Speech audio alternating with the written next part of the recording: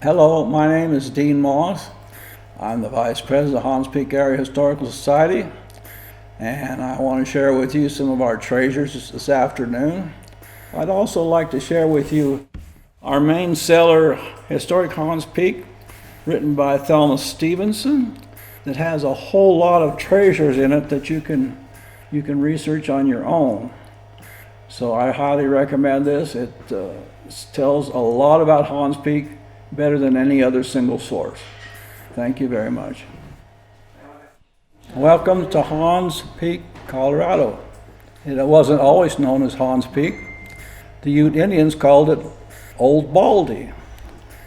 It was named Hahns Peak on August 27th of 1865 by William Doyle in company with Joseph Hahn, who put a paper stored in a baking powder can on top of Hahns Peak saying, "This is Hahns Peak." Captain George Wade discovered gold and told Joseph Hahn and partner William Doyle in 1862.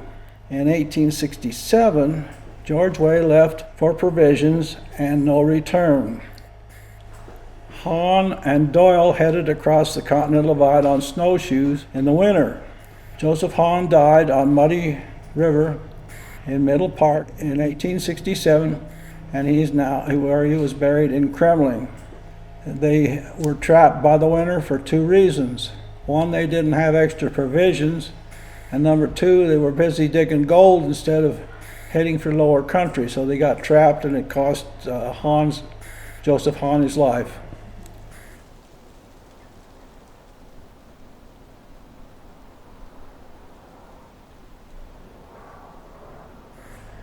On November 9, 1874, the Hahns Peak Mining District was reorganized.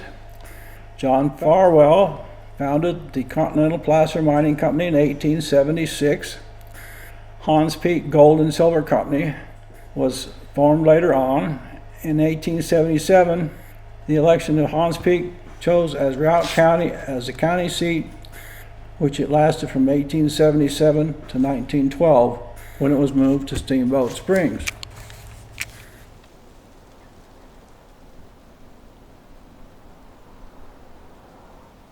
Let's talk about the cultural treasures that we are protecting and opening for the inspection of the general public. The Hahns Peak School was built and it was put into use in 1912. And it continued in use until 1943 when it was closed. One of the teachers that was quite famous was Edna Trollinger, and the Hahns Peak School followed the school at Columbine, for which Gertrude Jewell was teacher there. She had 5 or 6 students. This was all during the gold rush. Anyway, this is the school that we are protecting. We just got the floor refinished and it's got a nice paint job. And I want to mention the Wheeler family. Rose Wheeler family came and painted it in 29, and they came back 10 years later and painted it in 2019 again, white. Originally, the color they covered up was green, and how it got green, nobody knows. So anyway, we now have a white schoolhouse. The Hahns Peak Civic and Social Organization met in the schoolhouse on a monthly basis, usually a potluck dinner. Then they'd have a little business meeting. And in 1972, the Hahns Peak Area Historical Society was officially chartered and has been in existence until now. We have built a museum building that has a lot of treasures in there that are labeled for your own inspection. And we have a dynamite house that was moved from the Royal Flush Mine, which was a hard rock mining claim on the side of Hahns Peak. The tunnel went straight for about 2,300 feet, and then there were lots of side tunnels, almost 3 miles of underground tunnels in that mine. And then also we had placer mining. Placer mining does not involve dynamite, which is what the dynamite house was used for, storing up at the Royal Flush. Placer mining uses water. And there was the big ditch built by Farwell from the North Fork of the Elk River all the way down to Hahn's Peak, where they used that water for placer mining. Most of the gold that was taken out of here was taken out from placer mines. Anyway, that was the two mining methods, and the mining claims, if you discovered gold, you put your name on the corner post and you put your location notices there. Each mining claim was 330 feet wide by 660 feet long. 330 feet is 5 chains, and 660 feet is 10 chains, being 50 square chains, 10 chains to the acre. It was a 5-acre mining claim. And you could file multiple claims in an association, and you put those in the notice in the recording district and now in the county courthouse. The only way that you can hold a claim is to do the annual assessment work and record it in the mining district, and later on now with the BLM regulations you have to also record it in the courthouse. So anyway, this is how mining claims were filed and how people did the work. We also have a pole barn. The pole barn was built in the footprint of the original stable for the horses that the students rode to school, and they put them in the stable while they were in the classroom, then they rode them home. The stable burned down, and when we built the pole barn, we built it around the footprint of the stable. You can still see the concrete right there. And there were all these relics, tools used in gold mining that were just out there laying on the ground, rotting away and rusting away. We had a grizzly or a sluicer reducer box down there. We had lots of other tools. The hog that they had on the end of the hose for placer mining. All these things, all these tools, they were just sitting there rusting. So we worked hard and we built a pole barn. After we got all those things under cover, and we had a gentleman from Ace Hardware and Steamboat come up and paint a mural for us. And it's very, very educational. You might want to take a look at that mural as well as all the tools. Then we fell heir to a stagecoach from the Whipple stagecoach from Wolcott to Hahn's Peak. There were 3 stagecoaches.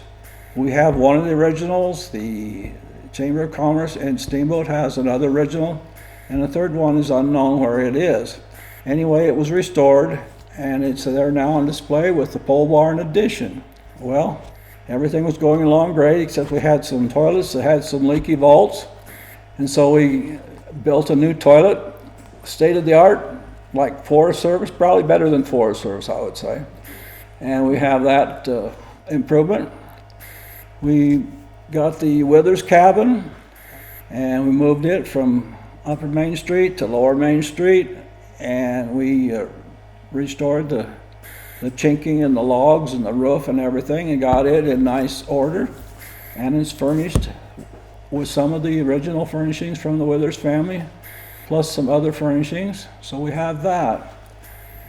So that pretty much completes our improvements and where we are today. We've come a long ways with over $107,000 in MAFAB grants, and we matched it in labor and contributions and money from our own treasury. We appreciate the help from Routt County through their tax support. But last but not least, we have received a whole lot of donations from the general public up here that like what we're doing. And if you care to contribute some more, we would appreciate it very much. Thank you. All of these are from the Moss family, this whole collection, and Robert Moss, who was Dean's dad, was very much a part of the original Historic Society and got the money and built this building. And he was a lead carpenter and contractor. Well, he was, but the ironic thing is he was kind of a late comer. He bought the ranch in 1964 after a lot of other things had happened around here. Right. But he got active in the Historic Society. He was president, and he got this museum built with help, donations. There was no county money, there was no funny money. It was all hard cash out of the pocket to get this thing built. So what a nice facility here. And a lot of people have stopped and enjoyed it. And we've received a lot of donations in this museum to preserve the schoolhouse, so it's been a worthwhile project. He also was instrumental in getting the jail moved back from Steamboat Springs in 1973. In 1912, that's when the schoolhouse went into service. The county seat was moved to Steamboat Springs and the jail, and Moffett County was split off of Routt County on the west end.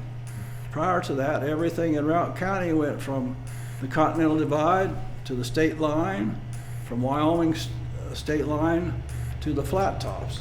Everything was Routt County, too big to manage, really. Poor sheriff, he went into Browns Park and he brought back 2 outlaws, locked them up in this jail, but it was a long horseback ride. After he arrested them, he had to bring them back horseback. So that was a 2 or 3 day trip, Sheriff Neiman. And so when the county seat was moved to Steamboat, the jail went to Steamboat.